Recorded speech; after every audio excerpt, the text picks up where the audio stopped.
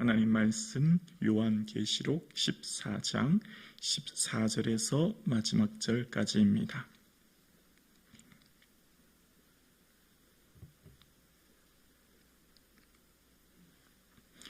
함께 고백드리겠습니다.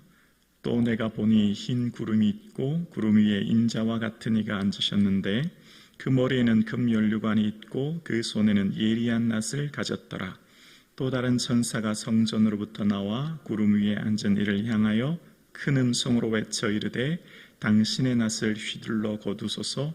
땅의 곡식이 다 익어 거둘 때가 이르렀음이니이다 하니 구름 위에 앉으신 이가 낫을 땅에 휘두르매 땅의 곡식이 거두어지니라. 또 다른 천사가 하늘에 있는 성전에서 나오는데 역시 예리한 낫을 가졌더라. 또 불을 다스리는 다른 천사가 제단으로부터 나와 예리한 낫을 가진 자를 향하여 큰 음성으로 불러 이르되 내 예리한 낫을 휘둘러 땅의 포도송이를 거두라. 그 포도가 익었느니라 하더라. 천사가 낫을 땅에 휘둘러 땅의 포도를 거두어 하나님의 진노의 큰 포도주 틀에 던짐에 성 밖에서 그 틀이 밟히니 틀에서 피가 나서 말굴레까지 닿았고 1600 스타디온에 퍼졌더라. 아멘. 예수님 더욱 사랑하시는 저와 여러분 되기를 주님의 이름으로 축복합니다. 아멘. 요한계시록의 말씀을 이렇게 압축하여 말씀드리는 핵심을 말씀드린다면 의인은 구원을 받을 것이며 악인은 심판을 받는다. 쉽게 말하면 예수를 주로 고백하며 믿는 자들은 천국에 이르게 될 것이나 황제를 따르며 주를 따르는 자들은 심판받아 지옥의 형벌이 있을 것이다. 이것이 핵심 중에 핵심이라 말씀드릴 수 있습니다.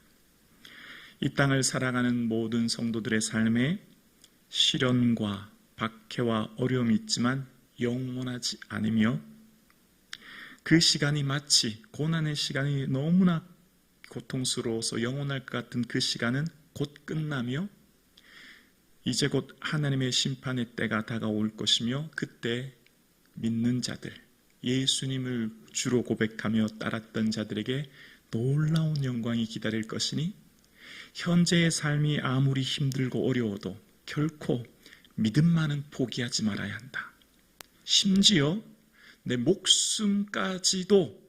목숨을 맞바꿀지라도 결코 믿음을 포기해서는 안 된다. 이것이 요한계시록의 핵심적인 말씀입니다.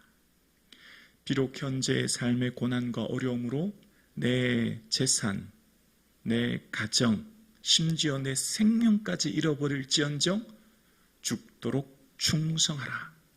그것이 생명의 면류관을 얻는 것이다 라는 말씀이에요.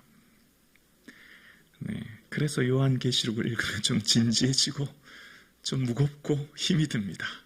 그래서 그런 비유를 이제 극심한 박해 상황 가운데 있는 도미티아누스 황제의 박해 상황 가운데 있는 1세기 후반의 그리스도인들, 그 박해 상황 가운데 요한은 반모섬에서 편지를 쓰면서 도미티아누스 황제, 또 로마, 또 이런 박해 상황을 직접적으로 쓰지 못하고 은어로 그리스도인들만 알아들을 수 있는 말로 표현하고 쓰고 있습니다.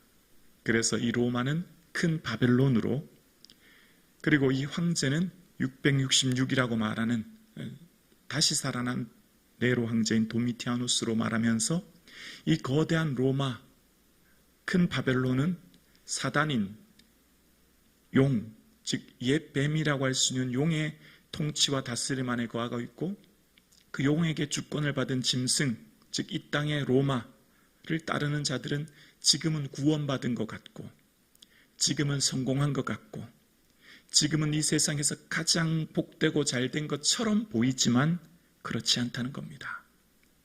종말 심판이 이르게 되면 예수의 주되심을 고백하며 따랐던 자들의 삶은 마치 이 땅에서 살아가는 모든 성도들의 삶이 고난과 박해로 인해서 고통과 아픔의 삶으로 심판받고 버려지고 비주류의 삶을 사는 것 같지만 그들에게 놀라운 영광이 기다리고 있음을 요한계시록은 끊임없이 이야기하고 있는 겁니다. 이 말씀이 곧 우리에게 하시는 말씀입니다.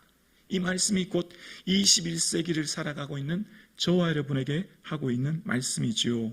그러면서 이 요한은 지난 10장에 천사가 오른손에 천사가 들린 작은 두루마리를 이야기하면서 그 작은 두루마리에 뭐가 기록되어 있는가? 결국 의인은 구원받을 것이며 악인은 심판받을 것이다.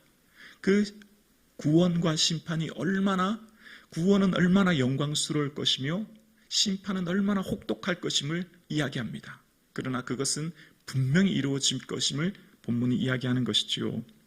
그래서 오늘 본문의 14절을 보겠습니다. 내가 보니 흰 구름이 있고 구름 위에 인자와 같은 이가 앉으셨는데 그 머리에는 금면류관이 있고 그 손에는 예리한 낫을 가졌더라. 인자와 같은 이라고 하는 표현은 다니엘서 7장 13절의 말씀을 인용해서 말씀하시는 것이죠. 바로 다시 오실 주인 메시아, 즉 예수 그리스도를 말씀하시는 거죠. 예수 그리스도께서 이 땅에 다시 오실 때 종말 심판의 모습을 이야기하면서 예수님께서는 머리에 금면류관을 쓰시고 손에 뭘 가지셨다고요? 예리한 낫을 가졌다라고 이야기합니다. 예리한 낫이라고 하는 표현은 요엘서 3장 13절에 보면 구약의 요엘서 3장 13절에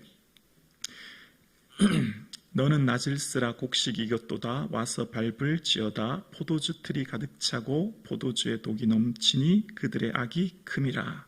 요엘은 만국을 심판하실 종말 심판에 대한 말씀으로서 낫을 들고 그 심판의 포도주의 틀을 밟는 것으로 비유하고 있습니다. 그래서 그 본문의 내용을 오늘 이 낫이라고 하는 표현을 신약 성경에서 다시금 인용하면서 이제 종말 심판의 때가 되었음을 이야기합니다. 그래서 15절에 보면 또 다른 천사가 성전으로부터 나와 구름 위에 앉으신 이를 향하여 큰 음성으로 외쳐 이르되 당신의 낫을 휘둘러 거두소서 땅의 곡식이 다 익어 거둘 때가 이르렀음이니이다 하니. 구름 위에 앉으신 이 즉 예수 그리스도 인자와 같은 이의 모습, 구름이라고 하는 표현은 언제나 하늘에 있는 신적인 영역을 말하면서 신구약에 등장하지 않습니까? 그러면서 이제 오늘 본문에 어떤 말씀을 하냐면 당신의 낫을 휘둘러 거두소서 땅의 곡식이 다 익어 거둘 때가 이르렀음이니이다 라고 이야기합니다. 예수님께서도 이 말씀하실 때 마가복음 4장 29절에 보면 예수님이 제자들에게 하신 말씀 중에 열매가 익으면 곧 낫을 대니 이는 주수 때가 이르렀음이니라 라고 말씀하셨지요. 예수님께서 말씀하시는 주수 때는 뭐죠? 종말을 말하는 것입니다. 즉 종말 심판을 말씀하시는 거지요. 곡식이 익으면 주수 때 낫을 댄다라고 하는 표현처럼 오늘 본문도 마찬가지 주수는 곧 종말을 말씀하는 것이고 그 때가 드디어 이르렀음을 이야기합니다. 지난 시간 성도들이 대주제여 어느 때까지 우리를 가만두시나이까 라고 박해상한 건데 외쳤던 그 종말 심판이 드디어 오늘 본문에 이르렀음을 보게 됩니다. 때가 이르렀다는 겁니다. 여러분 요한계시록에서 끊임없이 나왔던 42달 3년 6개월 한때 두때 반때 다 모였죠. 임시적인 제한적인 시간이었죠. 그 시간 동안만은 박해가 허용되고 그 시간만은 고난의 시간이 있지만 잠시라는 겁니다. 영원하지 않다는 거예요. 그래서 무엇이 있다고요? 때가 종말 심판의 때가 드디어 이르러 하나님이 심판하게 될 것이라는 것을 말씀하십니다. 그래서 그때에 16절에 구름 위에 앉으신 이가 낫을 땅에 휘두르매 땅의 곡식이 거두어지니라. 알곡은 모아 창고에 죽정이는 밖에 버려드린 것처럼 주님의 심판의 날 그날에 예수 그리스도의 주되심을 고백하고 따르며 예수님의 삶, 예수님을 주로 고백하며 이 세상을 살았던 성도들의 삶은 이 곡식이 거두어져서 창고에 하나님의 영광의 보좌에 앉을 것이지만 그렇지 않은 자들에게는 얼마나 끔찍하고 혹독한 심판이 있을 것임을 이야기합니다. 그러니까 오늘 본문까지의 구원 얻은 성도의 삶은 지난 시간 13절과 어쩌면 같다고 볼 수 있죠. 지난 14장 13절에도 보면 주 안에 죽은 자들은 복이 있는데 그들은 어떻게 된다고요? 그들이 수고를 그치고 쉬리니라는 말씀이 나옵니다. 쉼과 안식, 그들에겐 참된 영광의 길이 있음을 이야기합니다. 그런데 심판은 얼마나 혹독한지를 이제 17절부터 이야기합니다. 17절과 18절입니다. 또 다른 천사가 하늘에 있는 성전에서 나오는데 역시 예리한 낯을 가졌더라. 또 불을 다스리는 다른 천사가 제단으로부터 나와 예리한 낯을 가진 자를 향하여 큰 음성으로 불러 이르되 내 예리한 낯을 휘둘러 땅의 포도송이를 거두라. 그 포도가 익었느니라 하더라. 이제 이 포도를 거두는, 앞전에는 곡식 거두는 표현이 나왔고요. 이제 후반부에는 포도를 열매를 거두는 표현이 나옵니다. 그래서 그 포도를 거두는 표현 속에서는 어떤 표현을 하고 있냐면 19절에 보면 천사가 낫을 땅에 휘둘러 땅의 포도를 거두어 하나님의 진노의 큰 포도주 틀에 던지매라고 나옵니다. 여러분, 포도주는 어떻게 만들어지는지 아시죠? 포도를 수확하는 8, 9월 달쯤 수확한 후에 큰 독 같은데 넓은 이렇게 저장하지 않습니까? 그런데 이 즙을 낼 때는 이 포도를 지근지근 밟아서 즙을 내서 그 즙을 모아서 포도주를 만들지 않습니까? 즙을 낸다는 것은 밟아서 으개서 그 포도주 틀에 밟아서 으개서 즙이 나오는 것처럼 이 오늘 표현 속에서 이 심판의 날에 포도주 틀에 던져지는데 포도주 틀에서 뭐가 나오냐면 20절에 보면 성 밖에서 큰 그 틀이 밟히니 그 틀에서 뭐가 나와요? 피가 나서 말굴레까지 닿았고 1600 스타디온에 퍼졌더라라고 이야기합니다. 그 포도주 틀에서 즙이 나오는 틀은 진노의 틀, 앞에 진노의 큰 포도주 틀이라고 이야기하고 있습니다. 요한계시록에 나오는 진노는 다 심판을 말하고 있고 그 심판이 얼마나 혹독한지를 말하면서 그 심판의 날에 포도주 틀에서는 피가 어디까지 흐르냐면 말굴레에서 말제갈에 이르기까지 닿는데요. 1600 스타디온이라는 것입니다. 여기 1600 스타디온은 두로에서 애굽까지, 그러니까 팔레스타인 지역 전체를 말하는 약 한 300km의 넓은 지역을 말하는데요. 철저한 심판을 이야기하는 것입니다. 철저한 심판, 만국을 철저히 심판할 것임을 이야기하는 것이죠. 그래서 그 심판받을 자들의 삶의 진노의 포도주 틀에 이 고통받는 자들의 삶을 지난 시간에 살펴보았지 않습니까? 지난 시간 10절과 11절에 그런 말씀을 하셨지요. 11절에 이런 말씀이 나옵니다. 후반절에 이 표를 받는 자는 누구든지 밤낮 쉼을 얻지 못하리라 하더라 라는 말씀입니다. 밤낮 쉼을 얻지 못하는 그 심판의 고통이 얼마나 클 것임을 이야기하는 것을 봅니다. 어떤 자들이요?